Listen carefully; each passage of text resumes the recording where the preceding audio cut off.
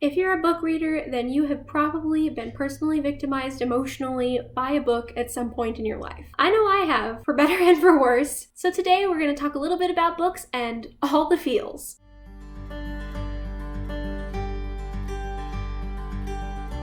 Alright, so we're just going to jump right in and talk about books and the different things that they made me feel. We're going to talk about a book that made me cry, smile, learn something, pause in shock, slam the book shut, and lastly, fall in love. So up first is a book that made me cry, and that is going to be Crescent City House of Earth and Blood by Sarah J. Maas. And you know, I did not expect to be brought to tears at any point by a Sarah J. Maas book, aside from some of the Throne of Glass books that really just got me. But this one snuck up on me. I can't talk about specifically what made me cry for spoilery reasons, but for those of you that have read the book, the climax whole thing, there were both tears of joy and tears of sadness, and I will leave it at that. It really got me though, and it has made me very excited to read the next one. Next is a book that made me smile, and I had to pull a childhood favorite out for this, and that will be Peter and the Starcatchers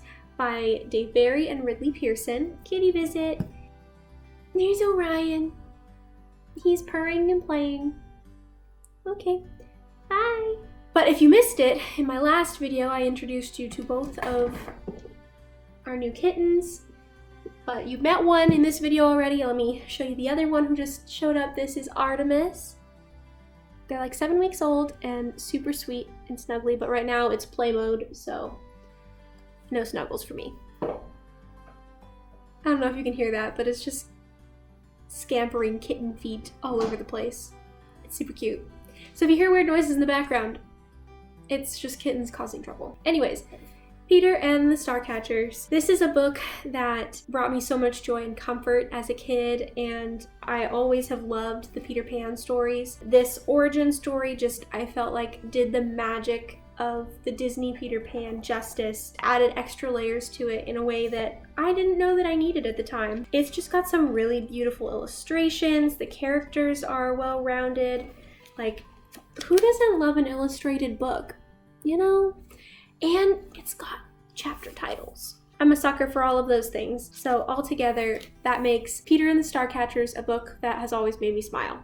A book that made me learn is the last of the really great Wang Doodles. I know it's a really funny title, but it is by Julie Andrews, and there's a line in the book where one of the characters talks about how much of the world we miss by looking down at our feet. Again, I'm paraphrasing here, so I'm totally not doing it justice. You know, when we just walk with our blinders on, we miss out on a lot of beautiful things and potentially meaningful connections with other people. Whereas if you just lift your eyes up and look around, you get to see and enjoy a whole lot more. So I totally did not do the big learning moment justice, but it's something that has always stuck with me and encouraged me to engage with the world a little bit more and not allow myself to just shut out everything else and shut out potential good things as well. So that's that. A book that made me pause in shock, Queen of Shadows, in the Throne of Glass series by Sarah J. Maas. There are so many moments in Queen of Shadows where you see just how cunning and what a mastermind the main character is. As things come together, I was blown away and I loved it. So if you like plans unraveling and you getting to kind of find things out at the same time as some of the side characters,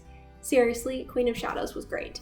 Definitely had the shock factor, but in a good way. A book that made me slam it shut in just disbelief and honestly rage at the time was taken by storm in the Raised by Wolves series by Jennifer Lynn Barnes. Something happens in that book that I still remember the moment that I read this part vividly because it angered me so much. I was just so upset and in disbelief that it had happened. But I was camping and I seriously wanted to chuck my Kindle away because I was that angry. And that has not happened very often. It made sense and it was beautiful in its own way, but like young me who just wants all happily ever afters always, I still am that way. Who am I kidding? Was pissed.